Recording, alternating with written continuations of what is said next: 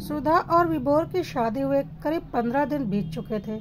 विभोर की मां का 7 वर्ष पहले निधन हो गया था और विभोर के पिता सरयू जी अकेले रह गए थे। विभोर की बहन कीर्ति की शादी 8 साल पहले हो चुकी थी और मां की मृत्यु के बाद कीर्ति का ससुराल लोकल होने की वजह से मायके की जिम्मेदारी उसने ही संभाली थी, जिसकी वजह से सरयू जी बेटी को बहुत अधिक मानते थे और उसकी हर बात सुनते थे। अब पत्नी की मृत्यु के 7 साल बाद बेटे विभोर की शादी हुई थी और घर में सुधा बहू बनकर आई थी। लेकिन इन 7 सालों में कीर्ति की दखलंदाजी मायके में पूरी तरह से रही थी, क्योंकि मायके में कोई औरत नहीं थी और पुरुषों के घर की जिम्मेदारियों से उतना मतलब नहीं होता। तो कीर्ति घर में क्या करती है, कैसे करती है, ना ही सरयू जी को मतलब था और ना ही विभोर को। और कीर्ति उस घर की एक छत्र साम्राज्य चला रही थी। लेकिन सुधा के आने के बाद से कीर्ति को ऐसा लगने लगा था कि अब उसके हाथ से उसके मायके का वर्चस्व निकल जाएगा और वह तिलमिला उठी थी। और जब से सुधा आई थी वह उल्टी सीधी हरकतें कर रही थी उसे परेशान करने के लिए, जो कीर्ति के पापा सरयू जी को समझ में नहीं आ रहा था। और वह कैसे समझते, जैसे विभोर उनका बेटा था वैसे ही कीर्ति भी तो उनकी बेटी थी, पर कीर्ति उस घर में अपना एकाधिकार चाहती थी। यह बात उनकी समझ से बाहर थी। आज फिर सुबह सुबह ही कीर्ति मायके आधम की थी। सुधा किचन में खाना बना रही थी, तभी उसकी ननद कीर्ति अचानक से घर में पहुंच गई। रसोई में घुसते ही कहने लगी, छी भाभी, रसोई कितनी गंदी कर रखी है तुमने। स्लैब पर कितनी सारी सब्जियों का छिलका पड़ा हुआ है। कितनी फूहड़ हो तुम। ऐसी गंदी रसोई में पका हुआ खाना कौन खाएगा। मुझे तो उल्टी ही आ जाए। यह सुनकर सुधा झेप गई और कहने लगी, दीदी अभी तो सब्जियां काट ही रही हूँ, सब्जी काटने के बाद सफाई करूँगी ना मैं। कीर्ति गुस्से में कहने लगी, बस बस अब बातें मत बनाओ। बिना सास का ससुराल है ना तुम्हारा, इसलिए मनमानी करती रहती हो। यह मेरे पापा का घर है और मैं अपने पापा का घर जरा भी गंदगी बर्दाश्त नहीं करूँगी। कीर्ति का तेवर देखकर सुधा सन्न सी रह गई। तभी सरयू जी पानी लेने के लिए रसोई में आए। उनके सामने ही कीर्ति अपनी भाभी को डांटते हुए बोली, देखो भाभी, मैं यहाँ नहीं रहती हूँ तो इसका यह मतलब नहीं है कि तुम यहाँ अपनी मनमानी करोगी। घर को कैसे चलाना है वह तुम मुझसे पूछ लेना। कोई भी काम अपनी मर्जी से मत करना। क्यों पापा, ठीक कह रही हूँ ना मैं। सरयू जी हल्के से मुस्कुराते हुए बोले, हाँ बेटा, माँ के जाने के बाद से तुमने ही तो इस घर को संभाला है। कहाँ कौन सा सामान रखा है, घर में कब क्या आएगा, यह सब मुझे तो कुछ समझ में ही नहीं आता। यह सुनकर सुधा मन ही मन सोचने लगी कि अब तो मैं इस घर में आ गई हूँ तो मैं भी यह सब संभाल सकती हूँ। लेकिन खैर, अभी उसकी शादी को 15 दिन ही हुए थे तो वह ज़्यादा कुछ बोल नहीं पाई। लेकिन ननद की इतनी दखलंदाजी देखकर वह हैरान हो उठी थी। अभी उसे इस घर में आए हुए 15 दिन ही हुए थे और उसकी ननद पूरे घर में घूम घूम कर बता रही थी, यह देखो यहाँ धूल जमी हुई है, यह सामान यहाँ नहीं रखते हम।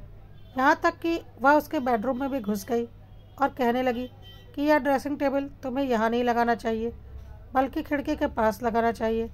अब तो सुधा के बर्दाश्त की हद पार होती जा रही थी, लेकिन उसने चुप रहना ही बेहतर समझा। उसके बाद ननद ने एक लंबी चौड़ी लिस्ट बताते हुए कह दिया कि रसोई में जाओ और मेरे लिए खाना बना कर लाओ।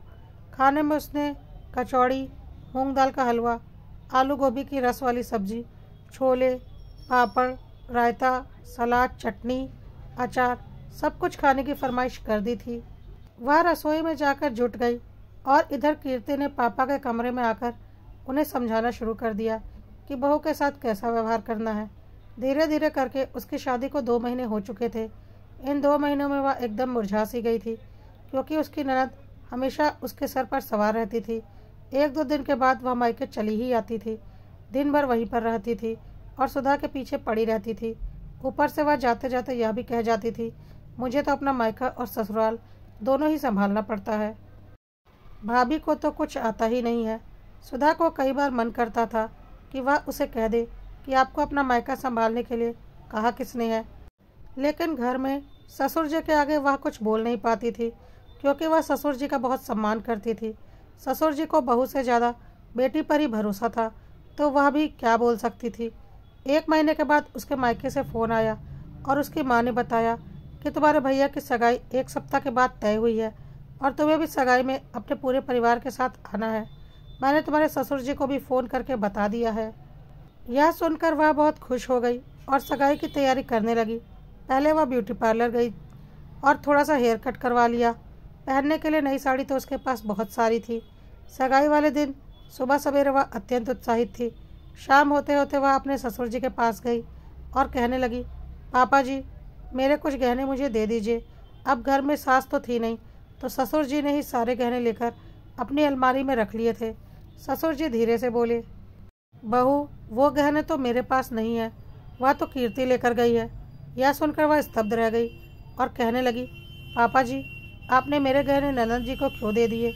तो वह कहने लगे, तो क्या हुआ बहू, तुम्हारे सारे गहने तुम्हारी ननद ही तो संभालेगी। तुम्हारी सास तो है नहीं ना, तो ननद ही तो ये सब काम संभालेगी। वो तो यहाँ रहती नहीं है, तो गहने संभालने के लिए अपने ससुराल लेकर चली गई है। सुधा हैरान रह गई थी। वो कहने लगी, पापा जी, यह तो गलत है ना, मेरे गहने मैं खुद संभाल सकती हूँ। अभी देखिए, आज शाम को मुझे मेरे भाई की सगाई में जाना है और मुझे मेरे गहने चाहिए, लेकिन एक जेवर भी मेरे पास नहीं है। क्या मैं बिना गहने के सगाई में जाऊँ? लोग क्या कहेंगे कि मेरे पास पहनने के लिए ढंग के गहने भी नहीं है। सरयू जी कहने लगे, अरे लेकिन अगर मैं बेटी को गहने नहीं देता तो वह बुरा मान जाती। अपनी माँ के गुजरने के बाद इस घर में सब कुछ वही तो संभालती है। सुधा धीरे से बोली, पापा जी, अब इस घर की बहू मैं हूँ, तो थोड़ी जिम्मेदारियाँ मैं भी तो उठा सकती हूँ ना। कम से कम अपना पर्सनल सामान तो मैं संभाल ही सकती हूँ। रुकिए, मैं दीदी को फ़ोन करती हूँ और अपने गहने वापस मांगती हूँ। वह अपनी ननद को फ़ोन करने लगी और कहने लगी, दीदी, मुझे आज शाम को अपने भाई की सगाई में जाना है, तो थोड़े गहने चाहिए। उसकी ननद कहने लगी, नहीं नहीं, सगाई में सोने के गहने पहनकर जाने की क्या ज़रूरत है। तुम नकली गहने पहन लेना, वैसे भी तुम्हें गहने संभालने नहीं आएंगे, कहीं खो गए तो। अब तो सुधा का चेहरा गुस्से से तमतमा उठा और वह कहने लगी कि मैं कोई छोटी बच्ची नहीं हूँ, मैं अपने गहने खुद संभाल सकती हूँ, आपको चिंता करने की ज़रूरत नहीं है। उसकी ननद उसे डांटते हुए बोली कि यह मत सोचना कि तुम्हारे घर में सास नहीं है तो तुम्हें कोई देखने वाला नहीं है। मैं घर की बड़ी हूँ और मैं सब कुछ संभाल लूँगी, क्योंकि वह घर मेरा है। सुधा हैरानी से अपने ससुर जी की ओर देखती रही।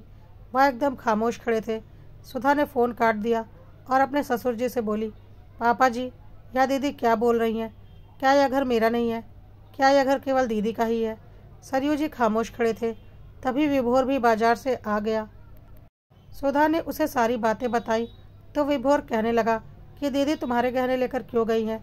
माना कि वह इस घर की बड़ी हैं, घर के फैसले में उनका योगदान रहता है, लेकिन इसका मतलब यह तो नहीं कि वह तुम्हारा अधिकार भी ले लेंगी। अरे, तुम अपने गहने अच्छे से संभाल सकती हो। फिर अपने पापा से वह बोला, पापा, क्या घर में हमेशा यही व्यवस्था रहेगी? मेरी पत्नी इस घर के लिए कुछ नहीं है। अगर मेरी पत्नी आपकी सेवा कर सकती है, घर के सारे काम संभाल सकती है, तो अपने गहने क्यों नहीं संभाल सकती? सरयू जी क्या बोलते? वह धीरे से बोले, लेकिन बेटा, अगर मैं तुम्हारी दीदी को कुछ बोलूँगा तो वह बुरा मान जाएगी। आखिर माँ के बाद उसने ही तो घर संभाला है। तब विभोर गुस्से में बोला कि अगर ऐसी ही बात थी, दीदी को ही यह घर संभालना था, तो मेरी शादी करवाने की ज़रूरत ही क्या थी? अगर आप घर में बहू लेकर आए हैं तो उसे उसके अधिकार भी देने होंगे, क्योंकि आप उससे उसका फ़र्ज निभाने की उम्मीद तो कर ही रहे हैं। सरयू जी कहने लगे, बेटा, अब जो है जैसा है वैसा ही चलने दो ना, इतना तमाशा करने की क्या ज़रूरत है? मैं तो बहू को कुछ नहीं बोलता ना। लेकिन आज सुधा को बहुत बुरा लगा था। वह कहने लगी, पापा जी, मुझे मेरे सारे गहने वापस चाहिए। बाकी आप लोग घर के फैसले दीदी से पूछ पूछ कर करते रहिए, लेकिन गहने तो मैं ही रखूँगी। अब सरयू जी मजबूर हो गए थे। बेटे बहू के आगे वह कुछ बोल भी नहीं पा रहे थे, क्योंकि उनकी बात सही भी थी। विभोर उन्हें चुप देखकर बोला, पापा, अगर दीदी को ही यह घर संभालना है तो मैं एक काम करता हूँ, सुधा को लेकर यहाँ से कहीं दूर चला जाता हूँ और अपना ट्रांसफ़र करवा लेता हूँ। मैं पिछले 2 सालों से अपना ट्रांसफ़र टालता आ रहा हूँ ताकि आप अकेले न रह जाएं, और अब मेरी शादी हो गई है, मेरे खर्चे भी बढ़ रहे हैं, मुझे प्रमोशन भी चाहिए और उसके लिए मुझे ट्रांसफ़र लेना ही होगा। शायद वहाँ मैं पर अपनी गृहस्थी में अपने हिसाब से चला पाऊँ और मेरी पत्नी को भी कोई कुछ नहीं बोलेगा।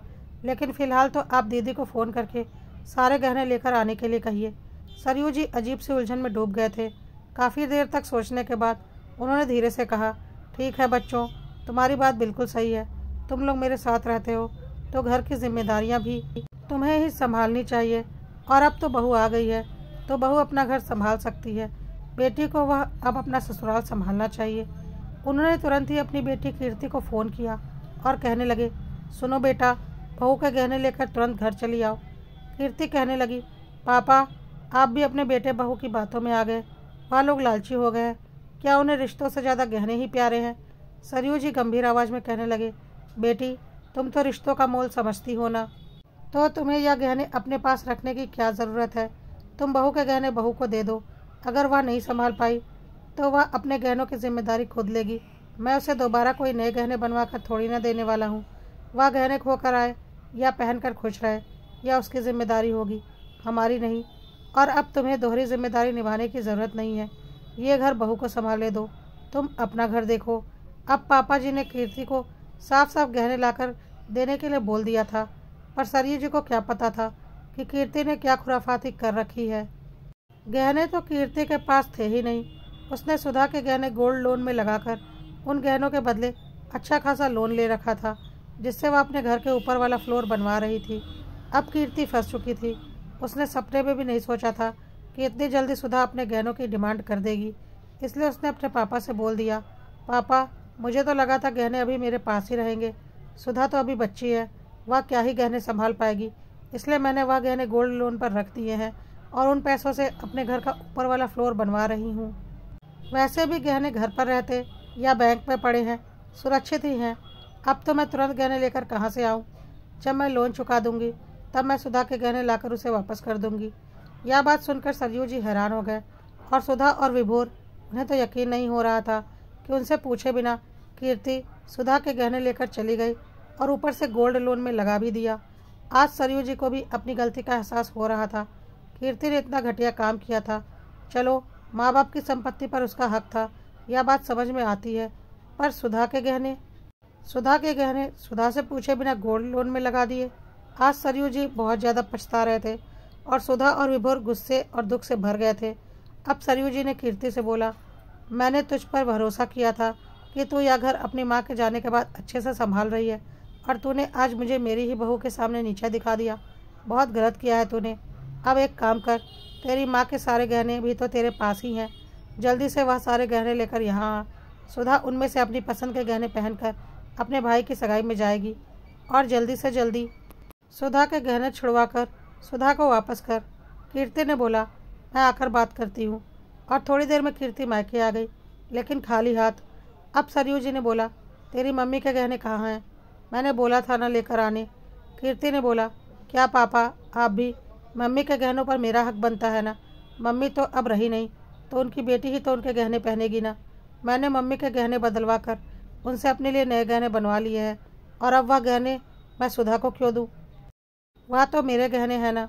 अब सरयू जी को दूसरा झटका लगा था और उन्होंने बोला, किसने कहा कि तुम्हारी माँ के गहने तुम्हारे थे? तुम्हारी माँ के गहने तुम्हारी माँ के जाने के बाद मेरे थे, और मेरे बाद मेरे दोनों बच्चों के थे। तुमने अकेले ही कैसे फैसला कर लिया कि वह सारे गहने तुम्हारे हैं, वह भी मुझसे पूछे बिना? उन गहनों पर सुधा का भी बराबर का हक था, लेकिन तुमने इतना स्वार्थ दिखाया कि माँ के नहीं रहने पर माँ के सारे गहने लेकर चली गई और उनसे अपने लिए नए गहने बनवा लिए। शर्म नहीं आई तुझे अपनी माँ की यादों को बेचते हुए और अपने छोटे भाई विभोर का हक मारते हुए?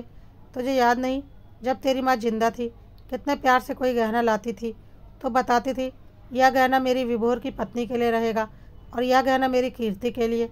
लेकिन तूने तो सारे के सारे गहने खुद ही हड़प लिए। अभी कुछ देर पहले तो तू मुझे समझा रही थी कि विभोर और सुधा लालची हैं और उन्हें गहनों का लालच है। अब देख, गहनों का लालच किसे है? माँ के सारे गहने हड़प कर उनसे अपने लिए गहने बनवा लिए। भाभी के सारे गहने गोल्ड लोन में लगाकर उससे अपने घर का ऊपर का फ्लोर बनवा रही है और जिम्मेदारियां निभाने की बात करती है।